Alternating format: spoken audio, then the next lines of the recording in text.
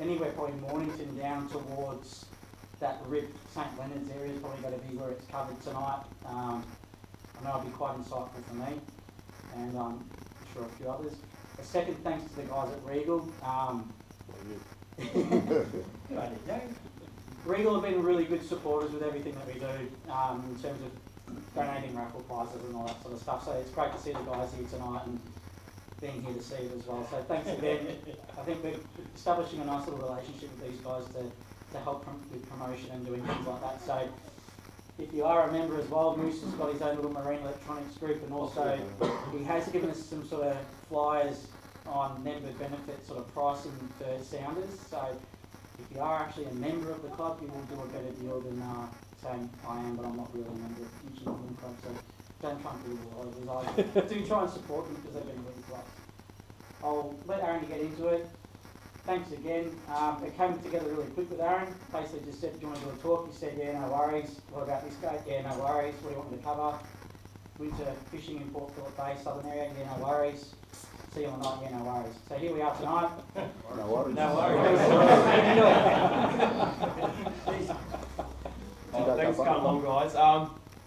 Yeah, basically been invited by Brendan to come to talk to you about Southern Port Phillip Bay, and just the basic one. We'll go along King George Whiting, gummy shark, calamari, snapper. It's a bit harder down our way, the snapper, down in the tide, but we'll talk a little bit about it. But yeah, so ask questions while we're going as well, just so we're on topic as well. Like, don't put your hand up, yell out, just while we're on topic as well. Say it's going in, you'll forget or whatnot. So yell out, put your hand up, and we'll go through something we need to ask. So at the end of each sort of group, like I said, do the whiting first. I've got maps as well, so I'll go through the areas of where we'll fish. I'll go through sort of the information start, and then we'll go through the maps at the end.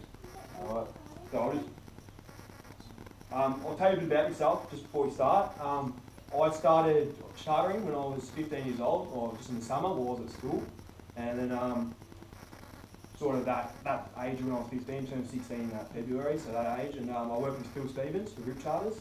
So I was with him for nearly 7-8 years, working, and then last year Gwayne, I don't know Gwayne Blake, Gwayne, me, I was fishing with Gwayne a bit, and Jack, and Gwayne asked me to, said to himself, do I want to start up guides with him? So basically jumping on people's boats, teaching them how to use their boats and catch whatever they want to catch, really.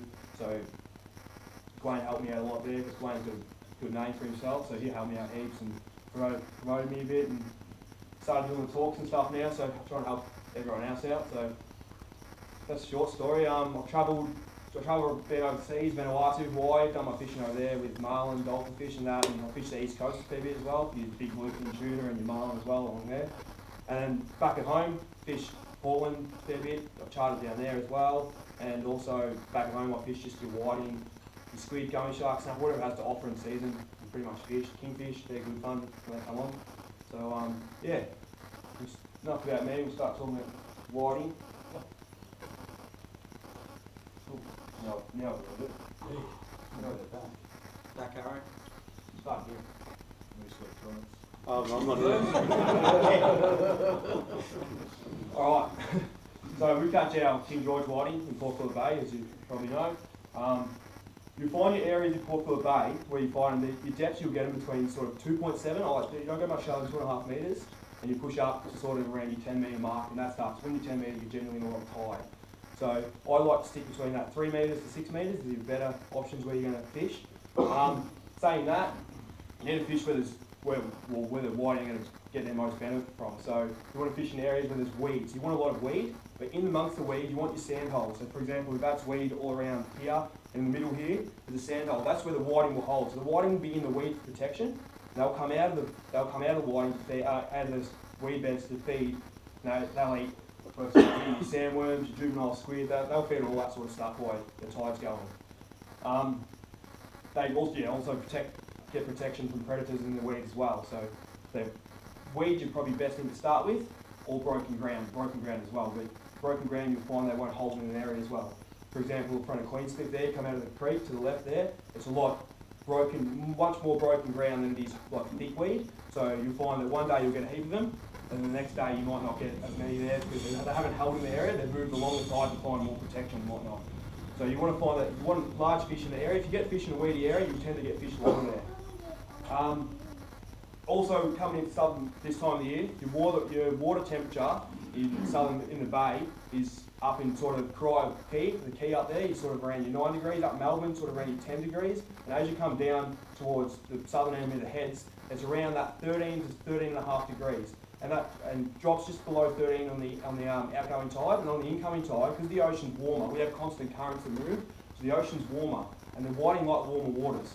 So they'll come in from the ocean. They won't hold up the bay as such, where you get them up north of the bay during the summer, where the water's warmer up there, and then you get them as they come down, which is the runoff now, we're getting really good big fish. They'll start coming in. A lot of them go out the bay, but a lot stay in the bay too. So you'll get them also holding around Queenscliff, St Leonards. St Leonards, you go too high up St Leonards, you might not get as many. If you come back down towards Swan Bay, where that water's still warmer there, and that 13 degrees, you'll get fish around there. Other words, if you go up top, the whiting tend to thin out a lot more. They won't hold there because the water's colder. Your gutters, when you're looking for fish as well, you want gutters. So on your sounder, if you're sounding around, if you're fishing in just a plain 65 metres of water, and your gutters will tend to be where your sand holes are. So you have your weed might be sitting at this stage this high off the ground, and you'll find your gutters, even if it drops 40, 50 centimetres, as long as there's sand there, that's a gutter, and that's where the whiting will lie and where they're feeding. Your bait and burley. So your bait really, I find burley is a major factor for whiting. It holds them in an area. A lot of people around Queenscliff, the local guys, so your normal local fishermen, they won't burley for their whiting up around Queenscliff.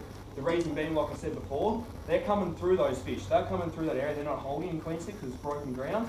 Where you're coming up towards St Leonards, where we got the weed, and there's a big area of weed, and there's a sandhole there. They'll come into that sandhole to feed. So you want a burley, and what I use for burley is a lead cage. So you've got your lead cage that you buy for, they're about $50. You buy them from pretty much any tackle store you get them from. Freedom Marine. Marine. I put just a bit more than a handful, 2 handfuls of pilchards in there, mush it up with your hands, squeeze it. The reason I put my squid heads in there is because you put your squid heads in there, you get a lot of leather jacket when you have burley. If the whiting the whiting are going to come on, the leather jacket will come first. And you want to feed the leather jacket, you don't want them sitting in your tide, in your burley, you want them up at your burley cage. So they'll eat the squid heads that are hanging out the legs, and they'll come right up and they'll just keep feeding off the squid heads. And every 10, 15, 20 minutes, pull your burley cage up, mince them.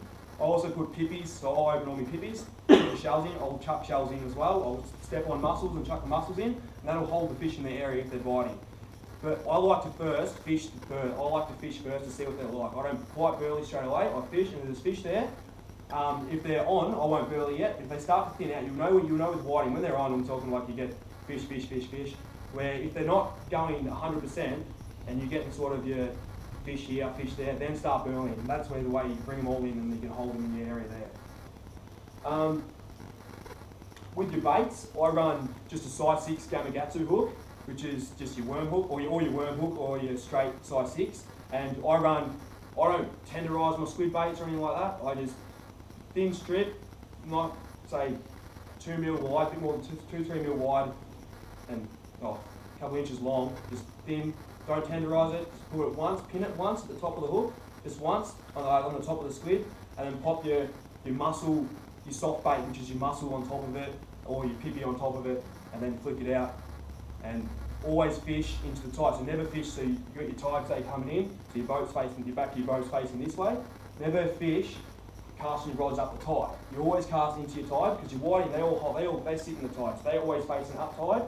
If you start casting there, your sinker, you're not going to have tight line, your line will be pulling around. Always fish behind your boat as well, with your baits and the thing. If they are finicky, you can nearly soften your squid, which I don't. I usually just take the squid off, and I just put the mussel and pippy on. If they are biting funny, if you know they're white and they're biting funny, put your mussel and your pippy on top of that, without your squid, just on your hook, and cast it out. And then if they're whiting, you'll hook them on the soft baits. If they're not, then I'd be moving to a different area to find another school of fish, even if it's only 20 metres.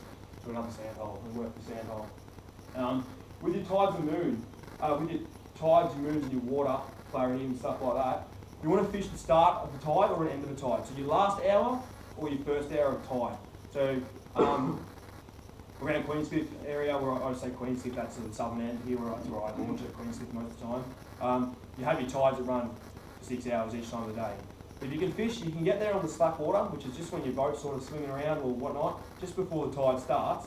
You can get there, set your trailer, have a cast for a bit, wait till as soon as that tide starts and you think there's fish in the area, if you don't start getting fish straight away, move, because that first hour is when you'll get your most fish. That first hour is generally, as just after that hour progresses on, you'll notice that they won't bite as hard. I'm not saying this all the time, but most of the time, they'll thin out as the tide comes on. So you'll get your fish, and then say an hour later, hour and a half later, you might get, oh crap, they're slowing down now, early again. You might get them back again, but you'll notice they'll keep chopping and changing like that. Where that first hour and that last hour of a tide, same as the last hour, when it just starts to slow down, the last hour, hour and a half, then you'll start getting your fish a bit better at the end of the tide.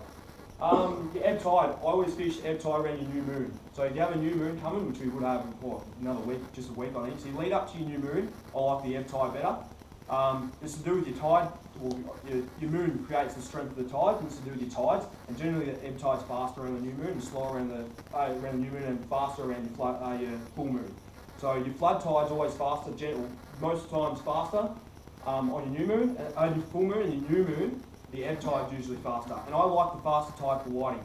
I believe that overall, I believe they feed a lot better on your faster tide than your slower tide, because the slower tide they can get around no worries the whole tide, and like I said, that short bracket and they're going really hard in that hour is when you get your real good bite of fish. One thing I did mention as well with your burley, when you're burley, you don't only create fish in the area, you create action on the bottom as well. So you're burling with your pilchards, all your sandworms, your yabbies, they all come out to feed on that, which also creates bait and opportunities for whiting to feed on the other stuff that come out just to see your burley as well. When you get a full moon, I find the full moon's harder on the whiting. The reason being brighter, so that everyone says they don't like the full moon. And most of you probably agree, if you fish the whiting, it's always harder. But if you fish deeper, away from the light of the moon, they say, you'll get fish. So that's when you start looking in your sort of 7 to 8 metres of water. So just deeper water. You will tend to have faster tide in your deeper water, especially if you push out the clean slip there. It will run a bit harder. You have to up your sinkers. But if you look a bit deeper, you'll find your fish will generally they'll be there, but they just might be a little bit harder to catch. They'll be deep. You'll still get them in the shallow water, but not if you go that next bit deeper and you look out of the box. The difference between getting 40 on a day, which is a bag of 2, to getting 20 on the day is pushing. Just if you're not getting them in close, then push out deeper. Try out deeper because the moon's obviously affecting the way they're feeding. And for whiting as well, dirty water is a must. You go out and clear a day of water, you'll squid, yeah, no worries, clear water. You find it's hard. Not like I've caught bags of fish, no worries, when the water's clean, but most of the time it's a lot harder than it is to get them to bite. And that's when you look for your dirty water. So that's when you go out a little bit deeper into your tides. If it's a real clear day, you want to go, because when the tide's moving faster, it's creating more movement on the bottom, which creates it dirtier. And so you always want to try and look for that dirty water. And with the tides as well, for example, if you're getting fish, well, the other night, a couple of nights back, Robbie and a mate of mine, we fished for big fish, so up in the Queenslip